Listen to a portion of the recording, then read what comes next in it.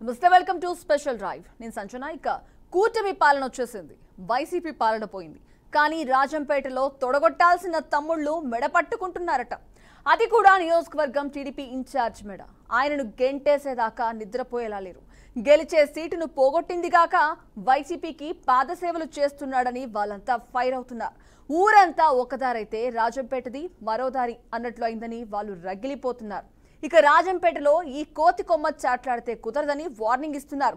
ఇవన్నీ కాదు, ఆయనొద్దు, వేరే నాయకుడు కావాల్సిందేనని డిసైడ్ అయిపోయారు.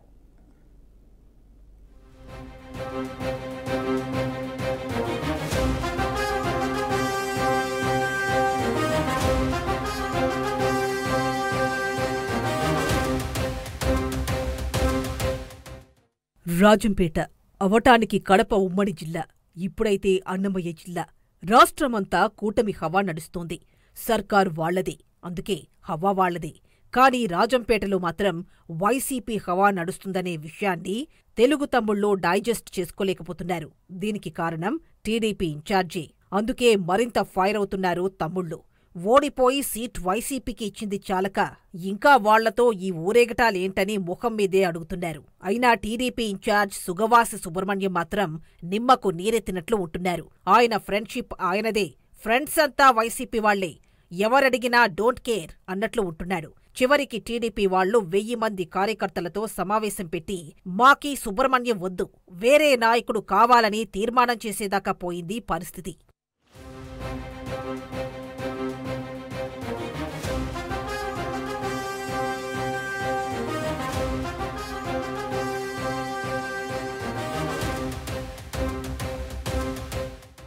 అసలెందుకీ పరిస్థితొచ్చింది? సుగవాసి సుబ్రహ్మణ్యాంది రాయచోటి, రాజంపేటలో ఆయన నాన్ లోకల్.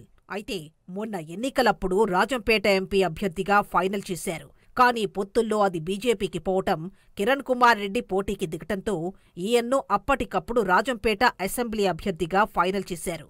అసలైతే ఆ టికెట్ కోసం చెంగల్ రాయుడు, జగన్మోహన్ రాజు ఇద్దరూ ఎదురుచూస్తున్నారు. వారిని కాదని సుగవాసికి టికెట్ ఇచ్చారు. అయితే ఈసారికి రాజంపేటలో వైసీపీ వాళ్లే ఫ్రెండ్స్. మరి వ్యాపార సంబంధమో ఏ బంధమో తెలియదుగాని వారితోనే జెల్లయ్యాడు. ఓటమి కూడా చేజేతులారా కొని తెచ్చుకున్నాడనే అనాలి.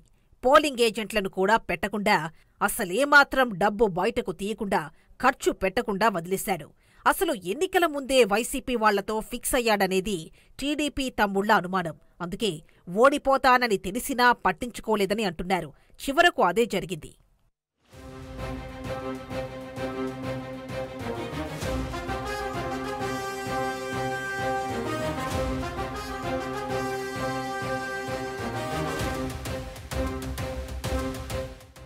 పోనీ ఓడిపోయాక ఆయన రాయచోటి వెళ్లిపోయాడా అంటే లేదు. ఇక్కడే దీనికే ఇన్ఛార్జ్గా కంటిన్యూ అవుతున్నాడు. అయినోడు టీడీపీకి పనిచేస్తున్నాడా అంటే అదీ లేదు. ఎమ్మెల్యేగా గెలిచిన ఆకేపాటి అమర్నాథ్ రెడ్డి తమ్ముడు మురళీరెడ్డితో చెట్టాపట్టాలేసుకుని తిరగడం మొదలుపెట్టాడు. చివరకు వైసీపీ వాళ్లు మండల సర్వసభ్య సమావేశం పెట్టి సుబ్రహ్మణ్యాన్ని స్వయంగా ఆహ్వానించి తీసుకుపోయారు. అక్కడ వీళ్లు వియ్యాలవారిలా వ్యవహారం నడపడం చూసి జనం ఆశ్చర్యపోయారు. తెలుగు తమ్ముళ్లైతే మండిపోయారు. అయినా ఎవరినీ పట్టించుకోకుండా ఏదో జిగిరీ దోస్తుల్లా తిరిగేశారు.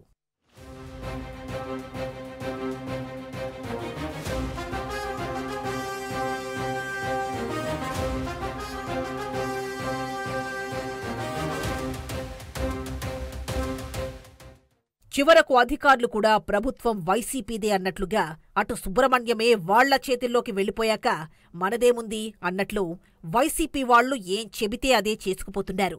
ఈ పరిణామాలతో టీడీపీ వాళ్లు అగ్గిమీద గుగ్గిలమవుతున్నారు. వాళ్లు సెపరేట్ సమావేశాలు పెట్టి మరీ సుగవాసి సుబ్రహ్మణ్యం మాకు అక్కర్లేదని చెబుతున్నారు. దాదాపు మెజారిటీ కార్యకర్తలంతా సుగవాసిని ఇక్కడ్నుండి పంపించాలని అధిష్టానాన్ని కోరుతున్నారు. త్వరగా ఆ పని చేయకపోతే తామే ఆ పని చేయాల్సొస్తుందని హెచ్చరిస్తున్నారు. మొత్తం మీద టీడీపీ హైకమాండ్ కదలకపోతే రాజంపేటలో పెద్ద గొడవే అయ్యేలా ఉంది. సుగవాసి సుబ్రహ్మణ్యం వెళ్లిపోయేదాకా తెలుగు తమ్ముళ్ళు నిద్రపోయేలా లేరు. చివరకు గెంటేసినా ఆశ్చర్యపోనక్కర్లేదు.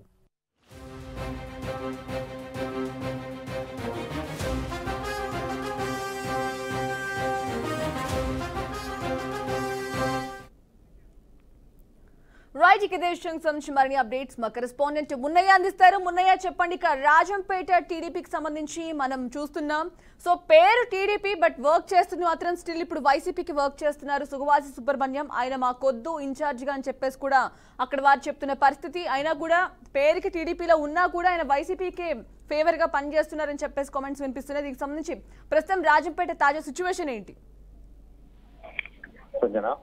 రాజంపేట నియోజకవర్గంలో అధికార పార్టీ నాయకుడు ఎవరో తెలియని పరిస్థితి నెలకొందని చెప్పవచ్చు. తెలుగుదేశం కార్యకర్తలకు తమ నాయకుడు ఎవరో ఎవరి మాట వినాలో తెలియని పరిస్థితి ఉందన్నారు. నేతలేమో రాజంపేటకు ఇన్ఛార్జ్ నేనంటే నేనంటూ ముగ్గురు పోటీ పడుతున్నారు. రాజంపేట నియోజకవర్గానికి ఇన్ఛార్జిగా ఎవరు తెలియని పరిస్థితి నెలకొంది. రాజంపేట నియోజకవర్గంలో తెలుగుదేశం పార్టీ మూడు ముక్కలాటగా మారిందని చెప్పుకోవచ్చు. గత ఎన్నికల్లో టీడీపీ అభ్యర్థిగా ఓటమి పాలైన సుగవాసి బాలసుబ్రహ్మణ్యం, రాజంపేట పార్లమెంటరీ జిల్లా అధ్యక్షుడు జగన్మోహన్ రాజు ప్రస్తుతం ఇన్ఛార్జ్ పదవిలో రేసులో కొనసాగుతున్నారు. ఇక ఎన్నికల ముందు రాజంపేట ఇన్ఛార్జ్ గా ఉన్న బచ్చాల సింగలాంటి పార్టీలో ఉన్న ప్రస్తుతానికి సైలెంట్ గా ఉన్నారు. దీంతో అసలు ఇక్కడ నాయకుడు ఎవరో తమ సమస్యలు ఎవరు చెప్పుకోవాలో తెలియక పరిస్థితి. తెలుగుదేశం పార్టీ కార్యకర్తలు బహిరంగానే తమకు ఒక నేత కావాలంటూ అధికార పార్టీ నాయకులకు వినియోగించుకుంటే వైనంపై కనబడుతుంది. మున్నే చెప్పండి, ఇక గతంలో చూసుకున్నా కూడా ఆయన ఎన్నికలకు సంబంధించి అసలు ఎటువంటి ప్రచారానికి కానీ దేనికి కూడా ఇంట్రెస్ట్ చూపించలేదు. ఆల్రెడీ అక్కడ టీడీపీ ఓడిపోతుంది, వైసీపీకే ఫేవర్ గా చేశారనే కామెంట్స్ కూడా వినిపిస్తున్నాయి. దీనికి సంబంధించి మీరేమంటారు? రాజంపేట నియోజకవర్గంలో టీడీపీ బలమైన గాలును ఇచ్చినప్పటికీ కార్యకర్తలను సమన్వయం ఏర్పరచుకోవడంలో బాలసుబ్రహ్మణ్యం వెనకబడారని చెప్పుకోవచ్చు. అదే బూత్ లెవెల్లో కూడా కార్యకర్తలను కావచ్చు, ఏజెంట్లను కావచ్చు సమకూర్చుకోలేకపోయారనేసి ఒక వాదన అయితే ఉంది. కార్యకర్తలతో సైతం నాయకులను కూడగట్టుకొని ప్రచారం చేసింటే మా పార్టీ గెలిచేదని ఇంత వేవ్ లో ఉన్న పార్టీ ఇక్కడ ఓడిపోవడంతో జీర్ణించుకోలేని కార్యకర్తలు బాధపడుతున్నారు. ఇక టీడీపీ టికెట్ కోసం ఎదురు చూసిన చెంగల్రాయుడు జగన్మోహన్ ని కాదని అసలు సుగవాసికి ఎందుకు టికెట్ ఇచ్చారంటే సుగవాసి వైసీపీ ఫేవర్ అని తెలిసి కూడా సుగవాసికి ఎందుకు టికెట్ ఇచ్చారు? ఇప్పుడు సుగవాసి టీడీపీలో ఉంటూ కూడా వైసీపీ సమావేశాలకు కూడా మొన్న ఆహ్వానం పంపించారు వైసీపీ వాళ్ళు. పంపించారు మేడం, ఆహ్వానం పంపించారు. అతను అటెండ్ అయ్యారు, వాళ్ళు కూడా వచ్చారు, మాట్లాడినారు. వీళ్ళలో వర్గపూర్ అయితే మూడు కూటమిలలో ఒక చెంగల్రాయుడు అయితేమి, జగన్మోహన్ రావు అయితేమి, సుభాష్ సుబ్రహ్మణ్యం మూడు వర్గాలుగా ఉన్నారు. అయితే ఒకరిపైన ఒకరు గుర్రుడుకునే ప్రయత్నం అయితే చేస్తున్నారు. ఇప్పటి వరకు సుభాష్ వర్గం అయితే ఎలక్షన్స్ ముందు నుంచి కూడా వైసీపీ కార్యకర్తల్లో టచ్ లో ఉన్నారని అయితే వాదన అయితే ఎక్కువ వినపడుతుంది. ఓకే, సో ఇప్పుడు చూసుకున్నట్టయితే ఆయన టీడీపీలో ఓడిపోయారు, అయినా కూడా ఇప్పుడు వైసీపీ వాళ్ళతోనే చెట్టాపట్టాలు వేసుకుని తిరుగుతున్నారు. పార్టీకి సంబంధించి ఎవరు పట్టించుకోవట్లేదు. కానీ ఈయన ఇన్ఛార్జిగా మాకొద్దు, ఆయన్ని మెడ పట్టుకుని గంటేసే పరిస్థితి ఏర్పడిందని చెప్పేసి కూడా అంటున్నారు రాజంపేటలో. కార్యకర్తలేమో బలంగానే మాట్లాడుతున్నారు మేడం ఈ విషయం పైన.